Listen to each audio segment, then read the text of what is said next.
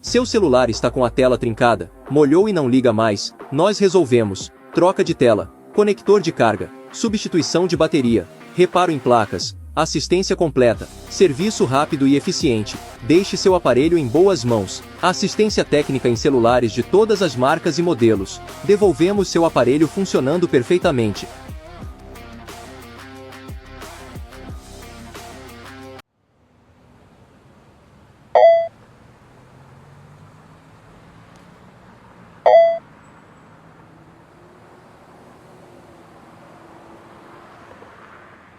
E, quer evitar atrasos? Vá de UEL.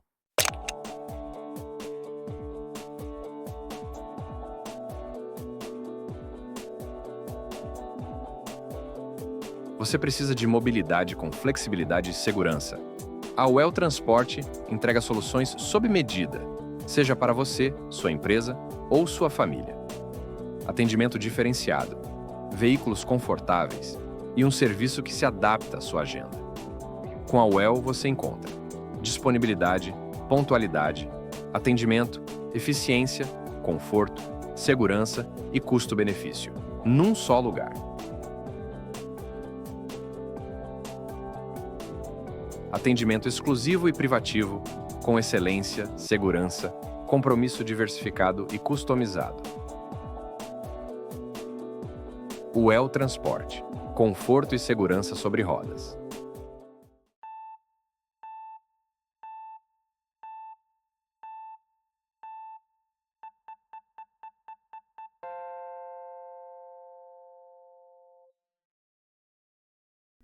Fala galera, seja bem-vindo a mais um programa de Cara com Del.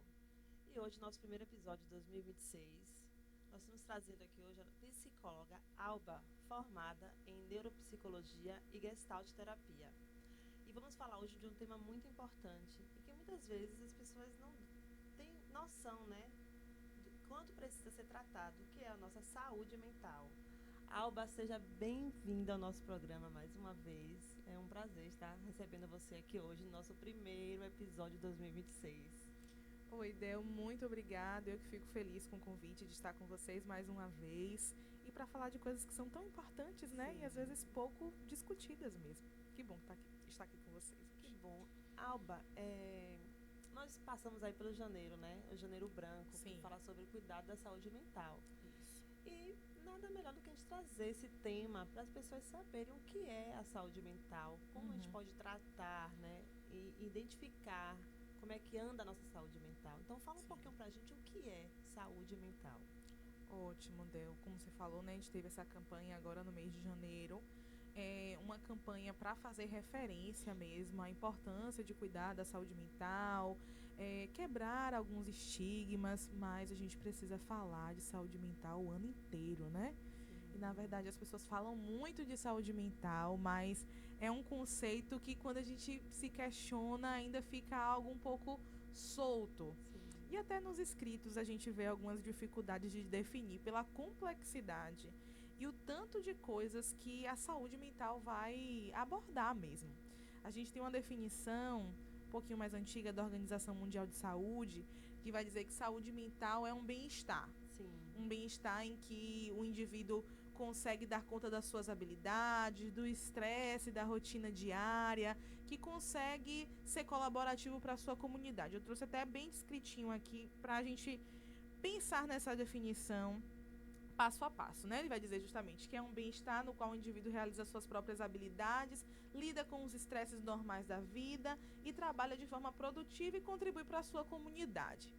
Só que existem também, Del, algumas críticas a essa definição pré-colocada, né? Porque nem sempre a gente consegue ser produtivo, Sim. mesmo estando com a nossa saúde mental em dia, né? Verdade. Porque a vida humana, ela tem brechas para os dias que são muito bons e para os dias que não são tão agradáveis assim. E tem outras coisas, para além da nossa saúde mental, que vão mexer no nosso humor, vão mexer na nossa disposição. Será que sempre mesmo a gente consegue dar conta das nossas próprias habilidades, mesmo estando com a saúde mental em dia?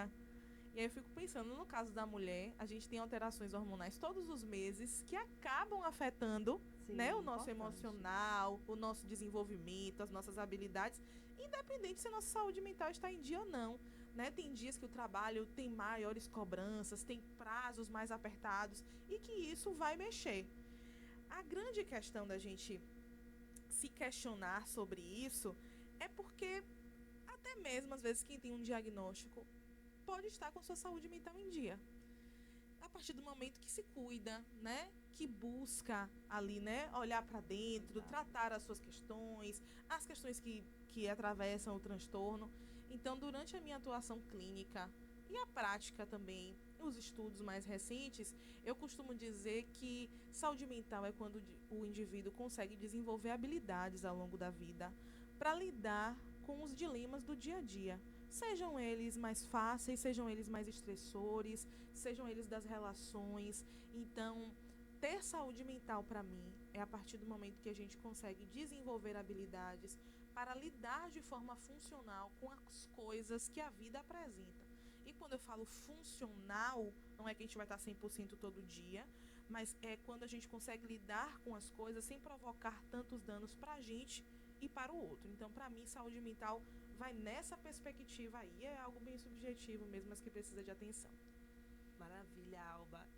Sobre a saúde mental, assim, no Sim. caso, nós como mulheres, né? Nós nos cobramos muito pela essa vida do dia a dia, correria, né? Hoje a gente está vendo que a gente está vivendo um mundo diferente, né? É De verdade. muita cobrança, de muitas informações, que tem gerado até a questão da ansiedade nas pessoas, né? Sim. Porque às vezes a gente não dá conta de tudo, a gente se cobra, meu Deus, não estou conseguindo.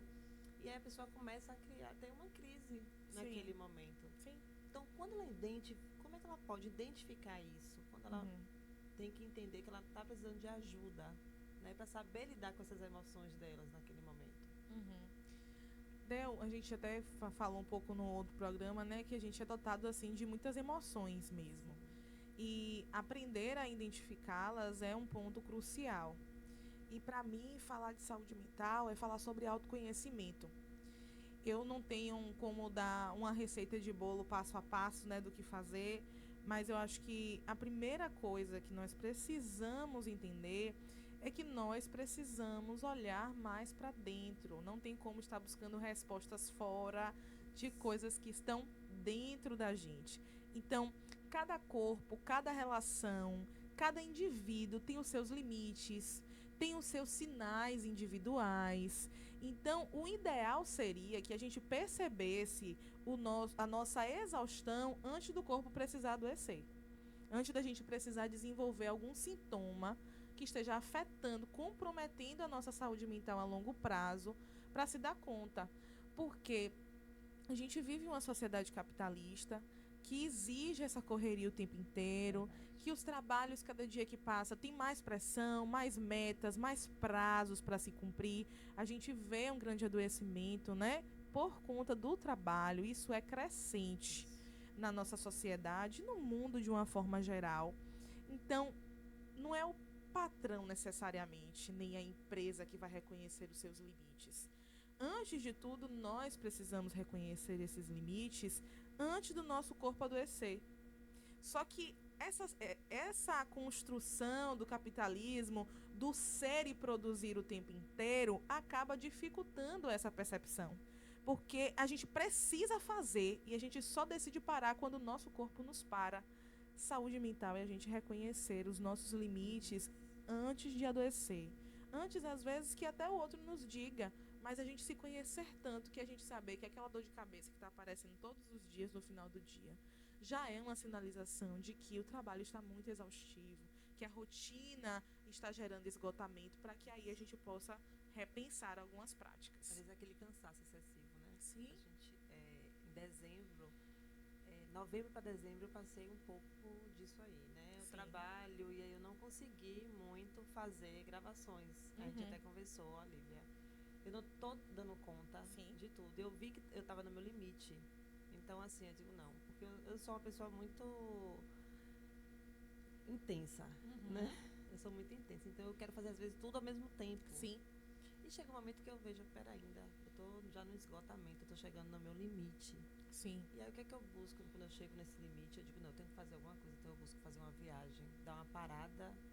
Então, de dezembro pra cá mesmo, em janeiro, eu tirei, assim, 20 dias para cuidar de mim, de Sim. estar com a minha família, de fazer viagem, relaxar, esquecer um pouco celular, trabalho, né? Tava com a filha viajando, então eu descansei muito, né? Mas quando você volta de novo para a rotina, né? É filho, é trabalho, é Sim. casa, então realmente a gente fica num excesso de coisas que a gente não está dando conta.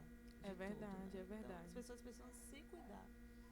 É o que eu digo, a terapia, como é que ela ajuda, né, a pessoa a identificar, ela trabalha a saúde mental, como você falou, hoje está muito comum, eu tenho várias pessoas próximas que estão com burnout, né, que burnout, burnout, e estão se afastando do trabalho. Então, lá mesmo no meu trabalho, eu tenho casos desses, que as Sim. pessoas se afastaram. E aí, quando ela identificar e buscar essa ajuda profissional? Nesse período, né, do Janeiro Branco, inclusive, muitas empresas, né, têm feito palestras, disponibilizado momentos para que os colaboradores se deem conta, assim, do seu estado, né? E pensando de forma mais coletiva, isso é extremamente importante, porque antes de tudo a gente precisa de conhecimento. Você falou aí sobre ser muito intensa, né, de viver na correria o tempo inteiro. E isso também tem se tornado cada dia mais comum. E se a gente pensar num carro que passa em alta velocidade em algum lugar, a gente perde muitas informações do meio, do ambiente, né? Agora, se é um carro que passa mais devagarzinho, com os vidros baixos, aí você olha as árvores, olha a paisagem, vê quem está passando. E às vezes na nossa vida vai nessa mesma perspectiva. Sim. O que é que a terapia vai fazer, né? Para nos ajudar nesses processos em que é uma vida muito acelerada, em que o estresse está muito alto, em que a ansiedade está batendo a porta o tempo inteiro. Geralmente hoje é raro que as pessoas procurem a terapia por prevenção. Geralmente a procura da terapia é por intervenção, é quando a coisa já está crítica e precisa de uma intervenção ali. A gente começa sempre, principalmente pela construção de vínculo com esse indivíduo que nos procura, porque muita gente chega sem graça, né? Sem saber como falar da vida, sem apontar as próprias questões. A gente, quando está nessa correria, às vezes a gente se desloca da gente mesmo. Então a gente tenta dar conta de tudo que está fora, mas o que está dentro acaba passando batido. Então, o processo da terapia, por si só, quando você faz esse investimento, quando você tira ali pelo menos uma vez na semana, para aquele encontro ali de 50 minutos a 1 hora, é já você investindo em você. De forma muito particular, é você dando mensagens diretas e indiretas, né, para o seu consciente mesmo, de que você precisa de atenção e de que você precisa ser visto. E ali na terapia é justamente esse espaço seguro em que você pode olhar para você.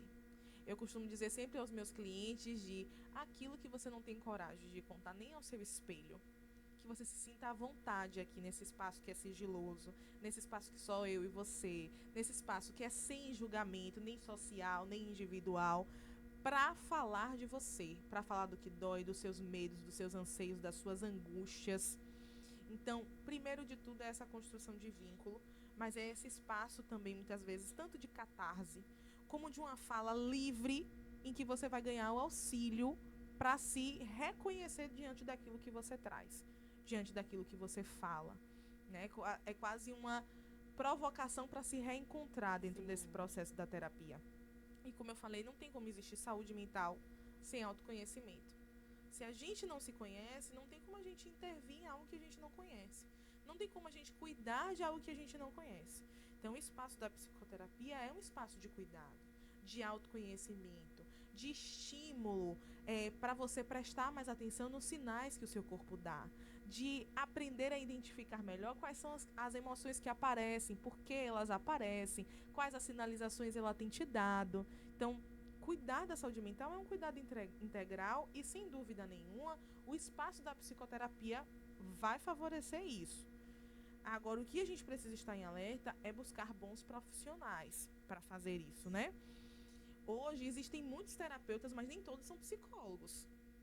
Então, a gente precisa entender também, quando a gente procura essa terapia da sessão do atendimento, se a gente está sendo atendido por um psicólogo. Porque isso vai fazer toda a diferença. A gente estava até conversando na nossa reunião justamente sobre isso, né? Uhum.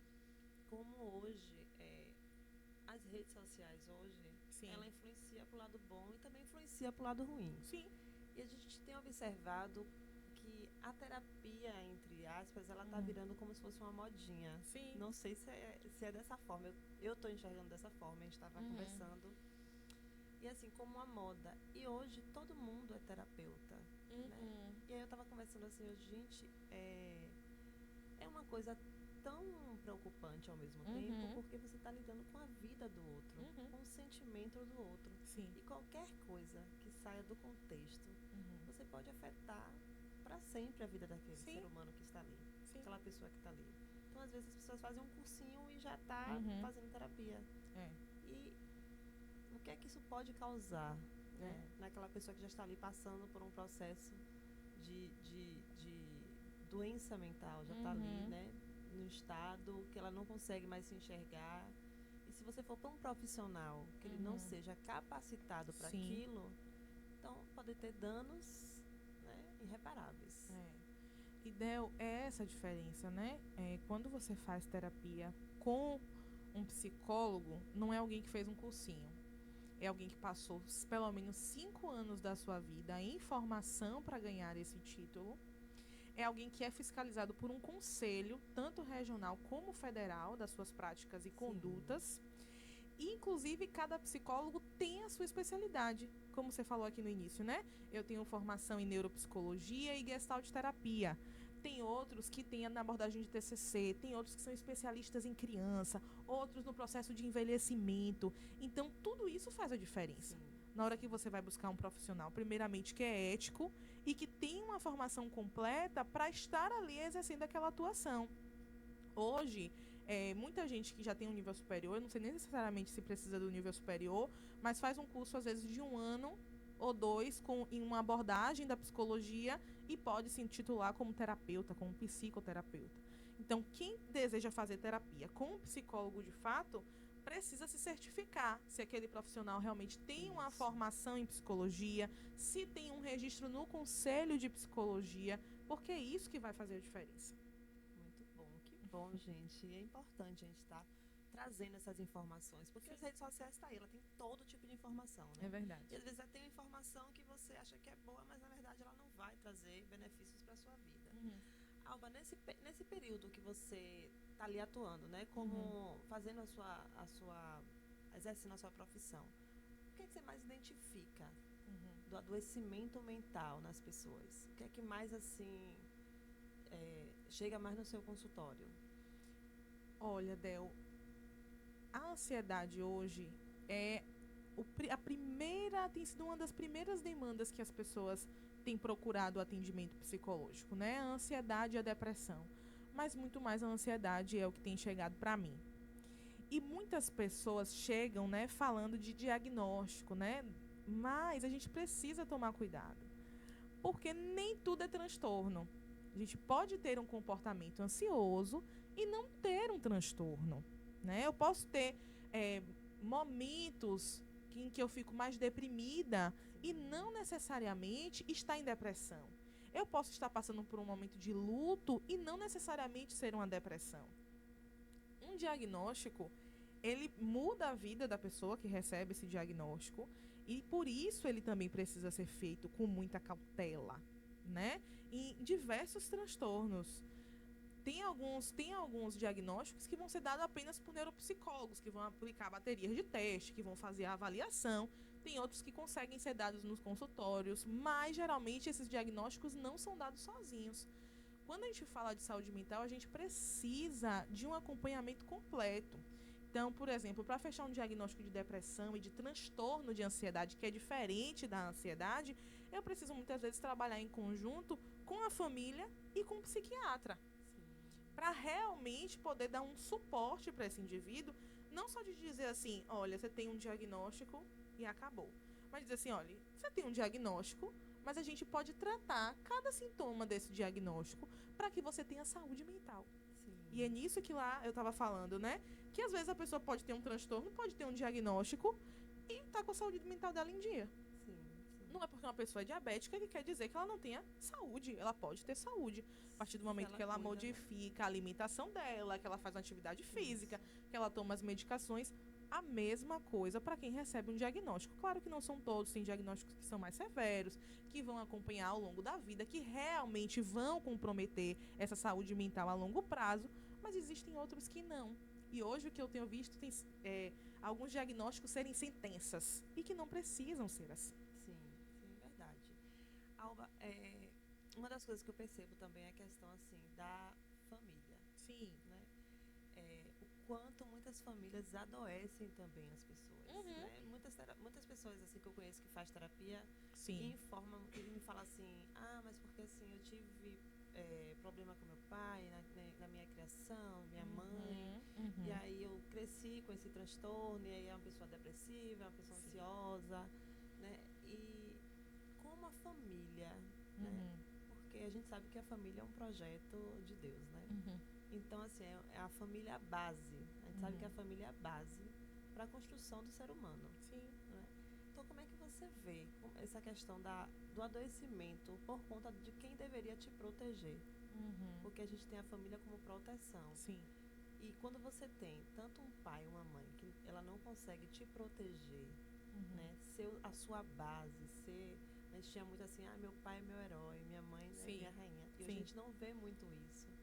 Por conta também do trabalho, né? Hoje muita gente precisa sair para trabalhar, deixar o filho com babá, em creche. Mas tem muitas famílias que são narcisistas, manipuladoras, né? Pais que não foram curados e traz esses problemas dele para os filhos. Então, como você enxerga, né, na parte da psicologia, essa situação dentro do lar? Isso não é de hoje, né, Del? Na verdade, tem vindo aí de comportamentos em cadeia e são demandas geracionais, muitas das vezes. A família, sem dúvida nenhuma, é o nosso primeiro espaço de relação social. Ali, depois a escola, mas ali em primeiro lugar, é onde a gente aprende a referência de como se relacionar, inclusive, de como se posicionar com o mundo. E para além das relações, ali é onde a gente recebe o nosso primeiro olhar de quem nós somos, se somos aceitos, se não, se somos muito cobrados, se vamos ser reprimidos. Muitas vezes parte dessa primeira relação familiar. Claro que ao longo da vida a gente vai ter várias outras interferências, como escolar, em outros meios que a gente frequenta, o próprio trabalho, mas começa realmente na família. E Del, você trouxe algo importante que, assim, cria-se a ideia de que a família é o local de proteção, né? E a gente vai criando muitas frases que vão norteando a nossa expectativa, como de um pai herói, né? De uma mãe que é a melhor amiga, isso. E aí isso vai criando uma expectativa tanto nos filhos como nos pais também. E o que acaba acontecendo é que são crianças, como você disse, que não se curaram dos seus traumas. Que também não tiveram esses pais heróis, nem essas mães que foram melhores amigas. Pelos mais diversos cenários, né? Pela pobreza que a gente sabe, né? Que a gente vem saindo dessa linha de pobreza agora, mais recente. Mas muitos dos pais trabalhavam no interior, não tiveram acesso a tanta educação, não tiveram acesso muito menos a afeto. E aí uma coisa que eu sempre me questiono é como é que a gente vai passar aquilo que a gente sequer aprendeu, aquilo que a gente sequer recebeu. Claro que quando a gente toma consciência de algo, a gente pode sempre fazer diferente. Mas se não existe a consciência, né? Para onde é que a gente vai? Se a gente não percebe que tem algo ali, né, que precisa ser mudado, é muito mais fácil a gente repetir padrões do que a gente mudar algum padrão. Eu também falei aqui no início, né? Só existe saúde mental se a gente se conhece, porque se a gente se conhece, a gente pode fazer algo Sim. para mudar esse cenário.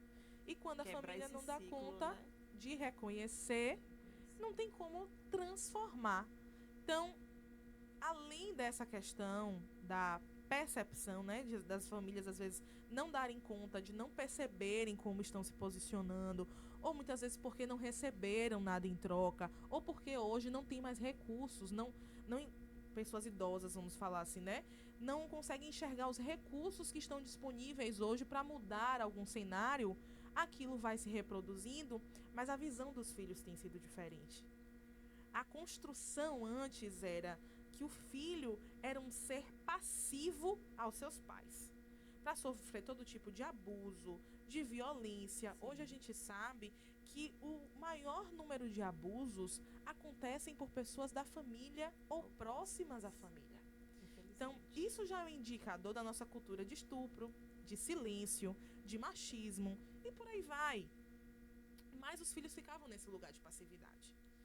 Hoje, as coisas começam a mudar um pouco porque os filhos não são tão passivos. Só que isso causa um problema para os pais também. Sim. Como lidar, né, com Sim. esse indivíduo que é tão questionador, que não aceita mais tudo calado. Então, aí a gente vai entrando num desequilíbrio. Mas se todo mundo procurasse uma terapia, se todo mundo procurasse dialogar de fato sobre o que sente, sobre o que incomoda, ao invés de agredir, ao invés de castigar de forma severa, a gente com certeza teria um reflexo melhor sobre esse ambiente da família. E aí não é sobre não ter limites nem educação, Sim, sim. é sobre saber como colocar isso sem confundir a cabeça de quem recebe. Porque a partir do momento que eu digo que eu bato porque eu amo, a mensagem pode ficar um pouco confusa.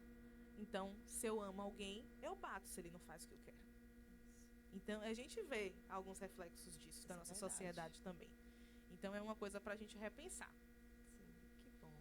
Nesse caso, assim, da saúde mental, o que eu vejo, assim, é que a gente, assim, ó, a saúde mental, a gente tem que aprender.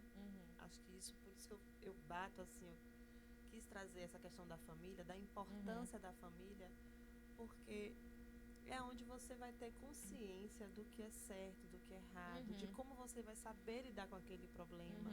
Porque eu vejo que hoje as pessoas não querem enfrentar desafios, as pessoas não querem passar por problemas, as pessoas querem que tudo seja perfeito. Sim. Aquela vida perfeita de Instagram. É. E não é. Então é no trabalho, às vezes a gente vai trabalhar sem vontade, chega lá o chefe, você tá dando o seu melhor, né?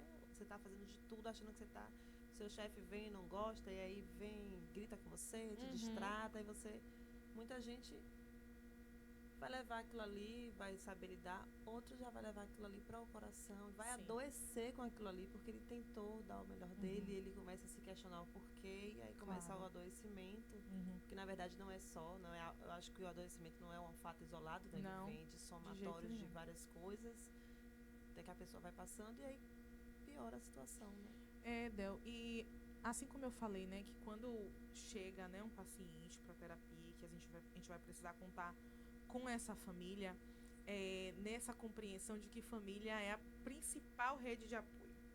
Mas nem sempre vai ser a família, né? Às vezes essa rede de apoio é construída por outras pessoas, né? Os amigos. São amigos, são vizinhos, são outras pessoas. Mas o que é importante é a gente poder acionar essa rede. E aí, quando você traz essa questão da dificuldade, né, de lidar com as coisas da vida, a gente pode ir para um outro extremo, né? A gente falou aqui dessas famílias severas, que não conversam, que são muito punitivas e que cobram muito e por aí vai. Mas existe um outro extremo também, que às vezes é da passividade, né? Às vezes eu acompanho alguns vídeos no Instagram e falo assim, essa mãe é mãe Nutella. Como é que deixou o menino fazer isso? Então, existem alguns extremos também de passividade. Sim. Existem muitas críticas hoje à ideia da educação positiva, né? Que não tem a agressão, não tem a punição da forma como nós estávamos acostumados a ver antes, mas tudo é o posicionamento Sim. que se tem diante da educação e diante das relações. Mais importante, mais importante do que você faz é como você faz. As intenções que você faz também contam para as nossas relações. Então, criar um filho sem ele receber não, criar um filho em que ele não reconhece, não tem limites claros e estabelecidos, também é uma questão. Porque, como você mesmo disse, Del, o mundo nos oferece muitos nãos, muitos desafios, O tempo todo, muitas né? rejeições. O tempo todo. Então, se a criança não aprende a lidar com isso, as coisas ficam mais desorganizadas. Se a criança não aprendeu, o adulto lidar com isso é um grande problema. Percebe? E algumas crianças, principalmente, que têm alguns diagnósticos, eu vejo os pais com muito mais dificuldades de dar limites a essas crianças. Só que uma coisa não tem nada a ver com a outra. Inclusive, tem limites que vão auxiliar até no desenvolvimento de habilidade dessa criança. Como lidar com a frustração, e é uma coisa que ela vai ter que levar para a vida inteira. É as birras, né, que começam desde pequeno. As birras. Eu estava hoje conversando com meu esposo, né? Porque eu tô grávida. E aí a gente vem conversando muito sobre essa questão da criação dos filhos. E eu falando para ele que a criança ela testa os limites, né? A criança ela vai testar para ela saber até onde ela pode ir, como ela pode chegar até onde ela quer.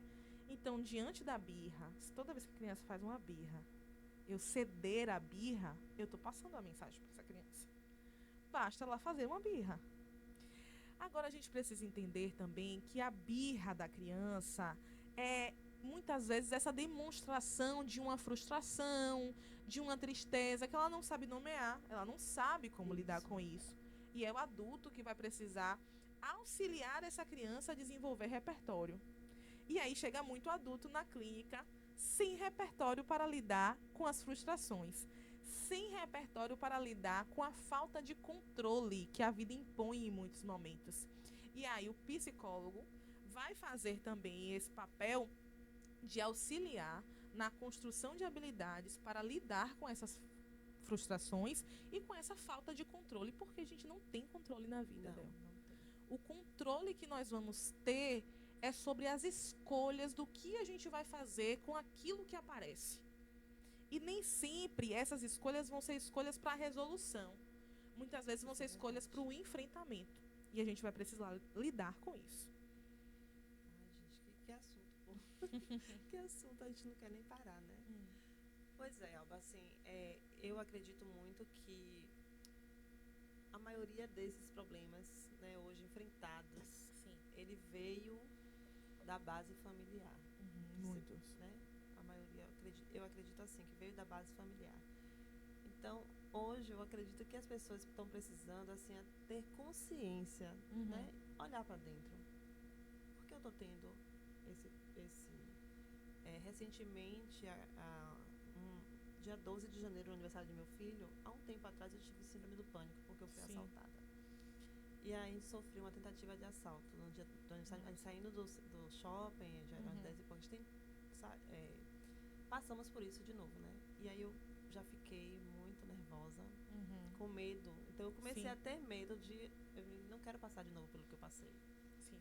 Né? Então eu falei, não quero sair à noite e tal. E depois eu falei, não posso, né? Cair nessa besteira de começar a ter esse medo, porque aí é que a gente cai na falta do autoconhecimento. Né? Qual é o meu limite? Sim. Então, não, ontem mesmo eu saí, cheguei 1 da manhã em casa, digo, não vou, primeiro a gente tem que confiar em Deus, né? Ele nos guarda, e me guardou naquele dia, guardou minha família, graças a Deus. E não ter medo, né? Se aquilo chegar a ter um descontrole, buscar uma ajuda profissional. O que é que desencadeou? Né? Porque eu tive aquela sensação. Sim. E eu lembro que você falou muito, marcou, né? Sobre a questão do sentir. Às vezes a gente sente algo e a gente até se culpa pelo nosso sentimento. Ah, eu tô Sim. com medo, mas o sentir também é algo positivo. Extremamente Não é? positivo. Então a gente sente medo, a gente sente raiva, a gente sente. Às vezes a gente se chateia, a gente vai ter raiva naquele momento. Agora a gente tem que ter o autocontrole para que aquilo não passe do limite e nem gere consequências ruins para nossa vida. A gente precisa, né, Del, sentir medo, né? O medo, ele é protetivo. O medo, ele aparece para nos sinalizar que tem algo ali desconhecido ou que tem algo ali ameaçador que precisa da nossa atenção. Mas eu costumo dizer sempre que as nossas emoções, elas não são para nos paralisar. Elas são um alerta de que algo no ambiente, né, provoca esse medo, essa apreensão, que gera esse risco, mas a partir do momento que passa a nos paralisar, é o questionamento que fica, né? Porque viver uma vida totalmente limitada por conta de traumas, o que você passou, né, foi um trauma. A gente fala que tem o transtorno do estresse pós-traumático, que são quando quando um evento traumático acontece e vai deixando sequelas justamente na nossa saúde mental. Mas a gente precisa aí, mais uma vez, né, desenvolver as habilidades para lidar com essas situações que parecem ameaçadoras, para não gerar esses bloqueios para uma vida inteira. Para a gente aprender como a gente pode se resguardar melhor, o que é que a gente pode fazer para evitar algumas situações, mas não para nos fazer evitar a vida. Porque senão aí a vida fica muito emperrada, né? A gente deixa de ter fluidez. E falando o que a gente estava falando aqui sobre famílias, me fez lembrar algo importante também sobre saúde mental, Del, que é o fato da gente tomar cuidado para não terceirizar as responsabilidades dos nossos comportamentos, da nossa saúde mental e física, seja lá o que for. Né? De não terceirizar as nossas responsabilidades. A gente reconhecer, a gente se dar conta, se tornar conscientes que o nosso ambiente familiar não foi favorável, a nossa relação com o nosso pai, com a nossa mãe, não nos favoreceu os recursos que nós precisávamos. Isso é importante. Mas a gente precisa entender que a partir do momento que nós nos tornamos adultos, nós nos tornamos responsáveis sobre como nós vamos seguir a partir dali. E lidar com aquilo, né? Justamente. Passou. Então, se você tem um comportamento que é disfuncional, que as outras pessoas já sinalizaram, nossa, isso é um pouco desagradável, né? Isso é chato. Se você mesmo tem tipos de reação que você fica desconfortável depois para ter e não consegue identificar muito bem, essa é a hora de pedir ajuda. Essa é a hora, né, de parar e pensar um pouco, tá, o que é que eu faço com isso? Na terapia, quando a gente vai trabalhar essas questões de criança interior, que se esbarra muito, né, com esse pai, com essa mãe, eu procuro sempre trazer ali a história da família para resgatar quem foi esse pai e essa mãe. Porque às vezes quem não lembra da história julga. Mas às vezes quem conhece a história fica mais fácil de acolher. E às vezes você acolhendo aquela história, não é que você vai ter uma relação perfeita a partir dali. Mas aí você também se perdoa, tem recursos para perdoar o outro, se esse for o caso. O outro passou também. Justamente. Mas não é para se prender naquela história. É para pensar o que é que eu faço agora para ser diferente. Isso. Quais são os recursos e habilidades que eu preciso desenvolver hoje para lidar diferente com essas coisas? Porque se a gente fica naquela história de eu sou assim porque é meu pai, eu sou assim porque é minha mãe, eu sou assim porque é minha família. E usa a consciência como justificativa, a gente continua paralisado no mesmo lugar. Repetindo comportamentos que, inclusive, geram desgaste para nossa saúde, não é para do outro. E para do outro também, às vezes, porque quando a nossa saúde mental ela não está em dia, isso vai trazer uma repercussão social. Porque se a gente não está bem, a gente não se relaciona bem também, né? Sim, é verdade.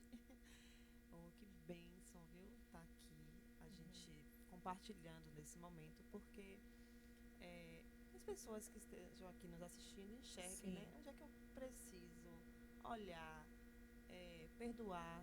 Às vezes também é uma falta de perdão. Sim. Né? Perdão de quem magoou, de quem causou aquela dor, aquele desconforto.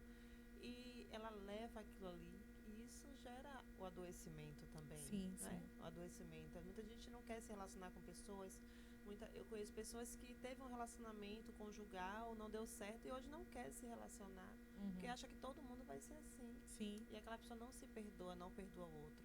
Então, a terapia, ela vem para ajudar a trabalhar esses sentimentos, Sim. né? Justamente o que a gente estava falando das paralisias, né? Dos bloqueios que vão sendo desenvolvidos por experiências que são traumáticas. Mas, mais uma vez, as nossas emoções, elas são sinalizações do cuidado que a gente precisa ter na vida, nas relações, mas não que a gente deve se bloquear ali, né? Um bloqueio, ele suga energia, ele pesa também na história de vida de cada um. E a terapia, muitas vezes, é para permitir a fluidez da nossa história. A gente não arranca bloqueios, mas aí a gente vai construindo outros suportes para dar sustentação, para que aqueles bloqueios possam se diluir com segurança. Porque muitas vezes alguém passa a se sustentar em cima daquele bloqueio que carrega na vida. Não, eu sou assim, eu faço assim, porque isso, dessa forma. Então eu não posso arrancar aquele bloqueio. A gente não consegue, não é fácil, não é rápido. Por isso que eu digo sempre, o processo de psicoterapia, ele tem uma data de começar, mas eu não tenho como dar data de encerrar. Tem gente diz que vem e diz, eu quero fazer um mês. Eu digo, eu não tenho como te garantir nada nesse mês, né? Se for o que é possível, ok. Mas a gente precisa de tempo e esse tempo é muito particular. É o tempo que o outro vai conseguir se conhecer, se cuidar, tratar da sua história, desenvolver habilidades, e isso precisa de tempo, né? E é o tempo que faz toda a diferença na nossa Às vezes trajetória. eu converso com alguns amigos e eu falo muito sobre a questão de reconhecer, né? No momento que você reconhece aquela dor ou aquele seu momento, um cansaço, você se reconhece porque você se conhece, né? Então, olha aquele momento ali pra mim, o que é que eu vou fazer com aquilo? Sim. Então, você começa a mudar, olhar com carinho aquilo, sem aquele vitimismo, né? De que eu nasci assim, vou morrer assim, Gabriela, porque minha família foi assim, porque meu marido é assim, porque minha amiga, sempre tem né? Porque no meu trabalho me tratam mal e as pessoas às vezes se vitimizam em vez de buscar qual é a causa daquilo. Como é que eu posso tratar aquilo e melhorar a minha vida? Não deixar, porque aquilo ali, eu acredito assim, que às vezes a gente dá poder ao outro, né? Para nos adoecer. Sim. No momento que você tem essa consciência de que o outro não tem esse poder sobre a sua vida, então você bloqueia. Eu penso assim, né? Você dá um bloqueio. Olha, eu não vou deixar, o problema está no outro, não é em mim. Então eu vivi muitas situações que eu sempre coloquei isso na minha cabeça. Eu digo, não vou deixar isso me adoecer, porque o problema está no outro. Não está em mim esse problema. Eu não sou assim, então eu não posso revidar e nem pegar para mim. Não me pertence. Sim. Né? E isso me ajuda muito. Del, e existem muitas pessoas que são vítimas mesmo, assim, né? Vítimas da sua história, das suas relações, mas elas são vítimas, muitas vezes, por causa da dificuldade de se autoconhecer e se reconhecer em algumas histórias. Eu costumo trabalhar muito nas sessões essa questão de reconhecer os seus limites e colocar os seus limites. E para além de colocar, sustentar, porque é um outro passo. Primeiro, que a gente só coloca limite a partir do momento que nós nos reconhecemos e conhecemos os nossos limites. Segundo, que toda vez que a gente coloca um limite novo em uma relação, isso vai gerar estranhamento. Isso pode gerar embate com o outro pode ficar desconfortável com esses limites. E aí entra esse último passo, que é de sustentar esses limites, independente dos conflitos que podem ser ocasionados ou não. Porque muitas vezes nessa tentativa de se prevenir de um conflito com o outro, a gente cria um conflito com a gente. Verdade. E quando a gente fala de saúde mental, a gente precisa entender que não é tanto nem tão pouco, sabe? Não precisa ser 8 nem 80.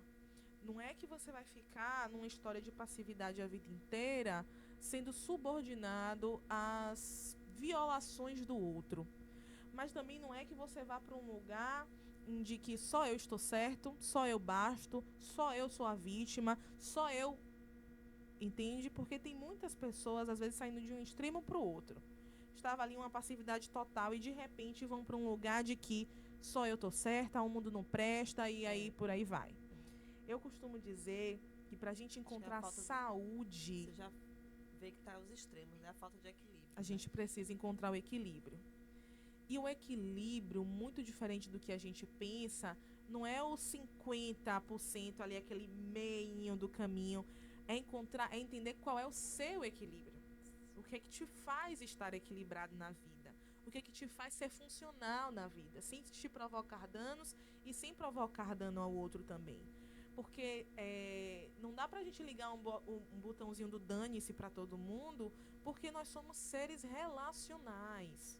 Nós precisamos nos relacionar. Mas claro que para nos relacionar a gente precisa entender quem são as pessoas que contribuem para a nossa existência e que são outras pessoas que às vezes adoecem a nossa existência. Ver também se esse adoecer a nossa existência é muito mais porque eu vou sendo permissivo na história e aquele lugar vai ficando cômodo para o outro também. O outro já acha normal. Já sempre aceita, eu sempre falei assim, ele nem chega. Justamente. O outro também não tem uma bolinha de cristal para entender quais são os seus limites. Porque os meus limites não são iguais aos seus. Eu posso tolerar coisas e para mim tudo bem, e já não tolerar outras, e com você ser totalmente diferente. Então, essa é a importância do autoconhecimento e do autocuidado. De reconhecer quando se precisa buscar ajuda para fortalecer a sua essência e a sua existência na vida. Eu acho que para a gente encontrar a saúde mental, a gente precisa trilhar esse caminho primeiro. Não tem uma receita de passo a passo, faça isso ou faça aquilo, mas antes de qualquer coisa, se reconheça. Isso. Se reconheça porque os meus limites não são iguais aos seus e eles precisam ser colocados como uma forma de prevenir a nossa saúde mental. E cada um é um ser individual, né? Sim. Tem a sua vivência individual. Sim. Então, passa por situações diferentes do outro. Sim. Então, quando ele se reconhece, ele vai ver, não, isso aqui às vezes é uma coisa tão pequena, né, que as pessoas se tornam tão grande, perde momentos tão lindos da vida, porque se apega àquilo e ali fica preso naquilo ali. É o tempo todo, é como um martelinho ali batendo, o tempo todo aquilo ali, você não sai daquela zona, parece que você chegou numa zona de conforto, mas uma zona de conforto ruim. Sim.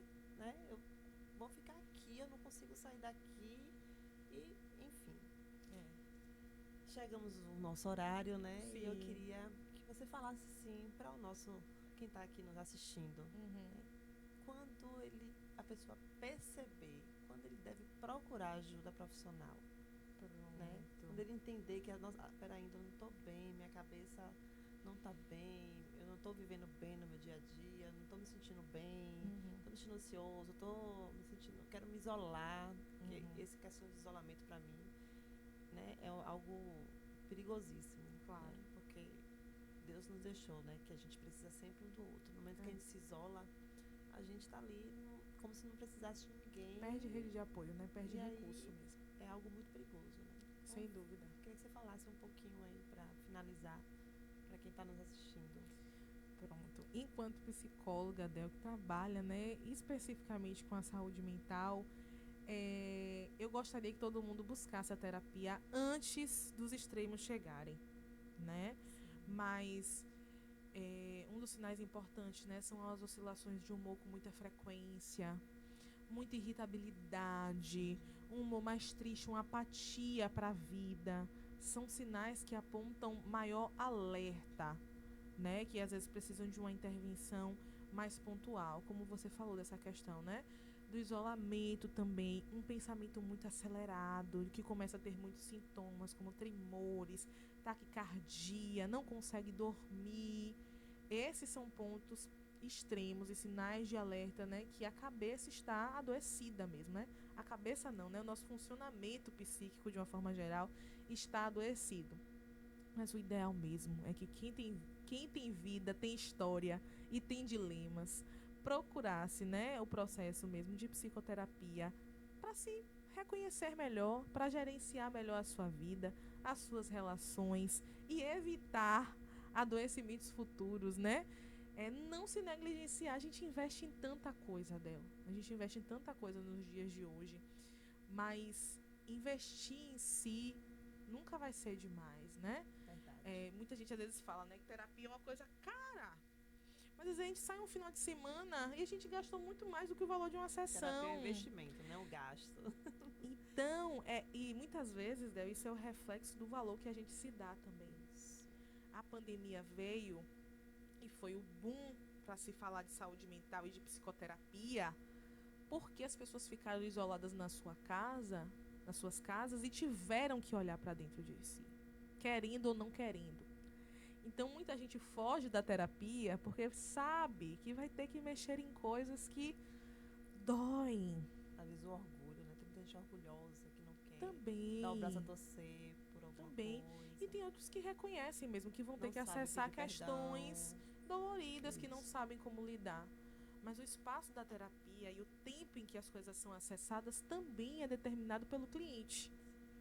Agora, eu queria compartilhar também com quem está em casa e que está assistindo a gente, que é um trabalho que eu faço com os grupos terapêuticos, né, quando eu vou falar sobre saúde mental, porque saúde mental, como eu estou falando desde o início, é bem complexo, né? Uma definição só às vezes não dá conta do que é a saúde mental. Mas hoje os estudos, né, já reconhecem que nós somos seres biopsicossocioespirituais ou transcendentais. Então, para a gente falar de saúde mental, a gente precisa falar de cada uma dessas áreas. Então, uma atividade que eu sempre faço com os grupos terapêuticos, a gente pega uma folhinha de papel, escreve lá biológico, que é a saúde, né, do corpo de uma forma geral. Psicológico, que são as emoções e a saúde mental. Social, que são as relações, sejam elas familiar, de trabalho, com amigos. E espiritual, que é a sua relação particular com aquilo que é divino para você e com aquilo que te traz sentido de vida. Bota numa folhinha de papel em branco todas essas áreas da vida e pensa com muito carinho, de forma muito particular, o que eu preciso para cuidar melhor de cada uma dessas áreas da minha vida. Porque a partir do momento em que eu dou atenção a cada área da minha vida, eu estou cuidando mais de mim. Eu estou me nutrindo melhor, não só de coisas externas, mas de coisas internas. Porque o que está dentro de nós é muito mais difícil que o outro leve. Uma coisa que eu sempre falo em terapia, Del, é que quando você se reconhece, você não fica refém da opinião do outro, das definições do outro. Porque você se reconhece tão bem que aí você vai entender, de fato, né, o que faz parte de você ou o que é uma percepção do outro e da história que vem do outro também. Então, autoconhecimento, ouvir o próprio corpo, né? Reconhecer quando as coisas já não estão mais tão legais assim. É o primeiro momento de buscar a terapia. Mas não é só a terapia que compõe a saúde mental, né? Eu estaria sendo leviana se eu estivesse defendendo só essa placa. Porque quando a gente fala do biológico, é porque a gente precisa fazer um alongamento, às vezes, todos os dias. É porque a gente precisa procurar um bom médico para cuidar da nossa saúde, fazer uma atividade física, beber água, tomar um sol. Quando eu falo também dessas questões da espiritualidade, né? Fazer uma oração, frequentar um espaço, né, que possa te nutrir espiritualmente. Quando a gente vai falar de relações, a gente observar as relações que nós estamos nutrindo. Então, a terapia é extremamente importante e necessária. Mas existem muitas coisas que a gente precisa fazer no nosso dia a dia e não só no momento de uma crise. Eu vi recente, não estou lembrando qual país, que os terapeutas, na fase de tratamento, eles estavam indicando os seus pacientes a fazerem uma viagem. Sim. A viajar. Né? Porque eles viram que o quanto é importante você sair um pouco daquele lugar, né? E conhecer outros lugares, outras culturas, quanto isso faz bem para a saúde. Sim. Então, além da atividade física, né? Do relacionamento, a gente quando se relaciona ali também é bom, é saudável. Sim. Né? E também a questão de você conhecer outros lugares, outras pessoas, outras comidas. Então, isso ajuda também, né? Sim. A gente cuidar da... fazer viagens é extremamente importante, né? Dar uma recarregada. Não é? Infelizmente, nem todo mundo pode. Sim. E aí eu fico levantando a bandeirinha daquele pouco que você pode fazer todos os dias, que é o que vai... Uma caminhada na praia, né? Uma caminhada na praia, um passeiozinho num parque. E como eu falei, Del, tudo às vezes, no nosso dia a dia, a gente incluir um alongamento, um momento para tomar um banho com a luz mais apagada, ouvindo uma musiquinha de relaxamento. Antes de você dormir, você fazer o seu momento com a conexão daquilo que é espiritual para você. são coisas que a gente pode fazer no dia a dia para prevenir danos futuros, né? Ou para tirar um pouco da potência dos danos que estão presentes hoje. Porque às vezes a gente fica focado tanto no problema, tanto às vezes no autocuidado, em fazer um skincare, né? Em malhar. E às vezes algumas pessoas dizem assim, mas eu não tenho tempo, eu não posso, eu não vou. Mas a gente esquece de pequenas coisas que a gente pode colocar no nosso dia a dia que vão contribuir muito para como a gente se enxerga, para como a gente se sente, para esse bem-estar, né, que fala sobre saúde mental. São coisas do dia a dia. A gente começa do pouquinho e amplia para o que é maior depois. É verdade. Obrigada, Alba. Estou aqui muito feliz, né, por a gente já ter abordado esse tema. Sim. Acredito que muita gente se sentiu acolhida. Ai, né? que bom, tomara. Eu também espero muito. E obrigada que você venha outras vezes trazer mais assuntos pra gente, importantes, né, para levar conhecimento para as pessoas, o quanto elas precisam se acolher, né, se reconhecer, buscar uma ajuda de um profissional né, que esteja ali pronto para cuidar delas. Claro. Eu agradeço. A gente vai deixar aqui o arroba, né, da Alba para quem quiser também. Pronto. Procurar seu serviço, entre em contato com você. Obrigada, viu, Alba? Eu que agradeço, Del, e espero realmente, né, ter contribuído aí socialmente de alguma forma e para que a gente pense, né, no que é o pouquinho que a gente pode fazer todo dia que vai fazer a diferença na nossa história. Obrigada pelo espaço. Obrigada vocês que estão aí com a gente. Vai compartilhando, né, esse episódio nosso aqui do De Cara com Del. Vai estar aqui no YouTube do MussoCast. A gente vai estar colocando aqui o link. E também queria agradecer também aos nossos parceiros, né? Que é a Pereira Smartphone, a Evo Contabilidade e a Well Transporte, que está aqui com a gente todos os dias. Segue aí, passa pra galera seguir aí o MussoCast e seguir também o De Cara com Del. E não percam o próximo episódio, gente. É muito importante, tá bom? Obrigadinho. Obrigada. Tchau.